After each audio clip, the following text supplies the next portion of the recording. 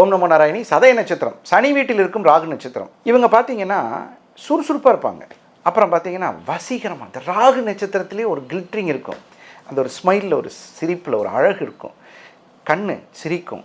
அன்பானவர்கள், அப்புறம் அழகானவர்கள், வசீகர தோற்றம் உள்ளவர்கள். அப்புறம் காசு பணம் இவர்களுக்கு இருக்குது. ஏன்னா சனி வீட்டில் இருக்கிற ராகு நட்சத்திரம், சனியும் ராகும் ஒன்றுன்னு சொல்லுவாங்க. அந்த மாதிரி இரண்டும் அந்த வளர்ச்சியை கொடுத்துரும். எப்படியாவது கஷ்டப்பட்டு ஒரு கோடீஸ்வரனாக வாழ்ந்து காமிப்பார்கள்.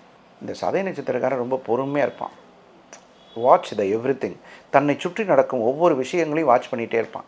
முன் யோசனை கொண்டவர்கள். அதாவது என்னன்னு கேட்டிங்கன்னா, தொலை நோக்கு பார்வைன்னு ஒன்று இருக்குது.